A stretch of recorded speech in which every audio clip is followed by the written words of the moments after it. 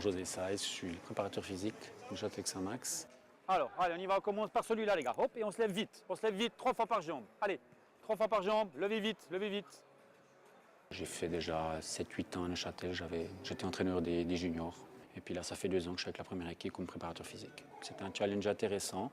Effectivement, un programme pour l'équipe. Puis évidemment, au fur et à mesure des matchs, il y a des blessures, il y a des gens qui sont pas en forme, qu'on doit remettre en forme. Et puis ça fait le charme et la difficulté du travail aussi, c'est qu'on doit individualiser le travail et puis essayer de remettre des joueurs à niveau. 40-45 minutes avant le match, sortie des joueurs, réchauffement avec les joueurs. Il faut que les joueurs puissent commencer un match à 100%. Il peut y avoir un duel dès les premières secondes. Donc c'est clair que le joueur ne peut pas être à 50%, il doit être à 100% à ce moment-là. Voilà, bien joué Gaëtan, c'est ça, go. Allez, fais-le sauter, c'est ça, allez, allez, allez. On enchaîne, pam, oui, bien joué, c'est ça Geoffrey, go. Pam, pam, c'est ça Mike. Tac, bien joué, encore, allez, allez. Quand je vois qu'un joueur est peut-être un peu sur la retenue, je lui demande d'augmenter un petit peu le rythme, etc. Ça oui, après, c'est clair que maintenant je connais l'équipe, je connais les joueurs, je sais qu'il y a des joueurs qui ont besoin d'un peu plus, puis d'autres qui ont besoin d'un tout petit peu moins. Donc c'est clair qu'à ce moment-là, moi j'arrive en connaissant l'équipe, à gérer un petit peu celui qui doit absolument faire un petit peu plus pour être vraiment à 100% à la première minute. Une touche, hein, tout du long. Avec rouge, go, allez, allez. Il faut être à l'écoute des joueurs, parce qu'effectivement c'est quand même la priorité. Il faut que les joueurs soient préparés physiquement. Donc on doit bien connaître les nécessités, les aptitudes que doit avoir un joueur pour le préparer, surtout en pré-saison, c'est ce qui est assez primordial. Et puis ensuite, il faut arriver à différencier justement les différents postes, parce que un centre avant ne doit pas avoir forcément les mêmes aptitudes qu'un joueur qui joue au milieu de terrain.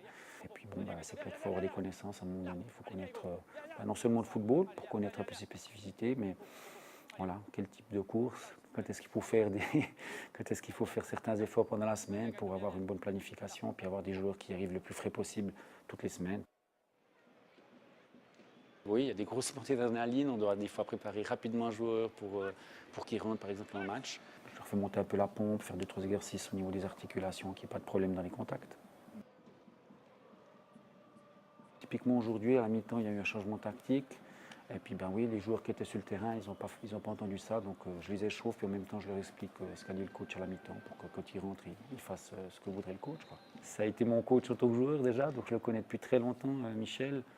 Ça se passe très très bien, on communique, pas qu'au niveau athlétique, on partage quand on fait une séance, on se voit avant pour savoir ce qu'on va faire. Moi j'y explique mon point de vue, et puis parfois on trouve un juste milieu entre ce qu'il voudrait faire lui, ce que je voudrais faire moi.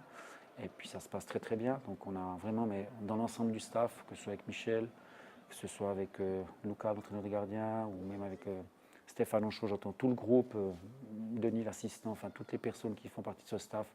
C'est une belle famille, ça fait un peu bateau de dire ça, mais c'est vrai que les rapports sont très très bons. Les joueurs ont maintenant des GPS, donc qui calculent les distances qu'ils parcourent, les sprints qu'ils font, etc. Et donc ça nous permet d'évaluer un petit peu l'état de fraîcheur ou de fatigue plutôt des joueurs, quand on a des doutes. Les statistiques, il y en a beaucoup, sur les kilomètres, sur les possessions de balles, etc. Donc c'est clair, on se dirige là compte, c'est sûr. Après, comme je viens de le dire, on peut faire dire plein de choses à des chiffres, et puis c'est pas forcément la réalité du terrain. C'est pas parce qu'un joueur court plus qu'il va être forcément meilleur. Il y a tout le côté technique, il y a tout le côté timing dans les courses, est-ce qu'on court juste au bon moment, etc. Heureusement, quoi. Sinon, voilà, on fabriquait des ordinateurs, des joueurs qui font des trucs stéréotypés. Le corps des joueurs, c'est leur outil de travail, donc il faut qu'on en prenne le plus grand soin. C'est ce qui est un peu délicat parfois, c'est qu'on doit essayer de les pousser quand même dans certaines séances, les pousser pour que voilà, ils arrivent à maintenir un niveau, ou bien pour certains joueurs blessés, retrouver leur niveau. Mais les pousser sans aller trop loin, c'est trouver la limite, c'est pas toujours évident, et c'est là où réside la beauté puis la difficulté du travail. C'est vraiment une passion, voilà. J'ai pas fait ça par hasard, c'est vraiment un truc qui me tient à cœur, puis je pense que ça va jamais me passer.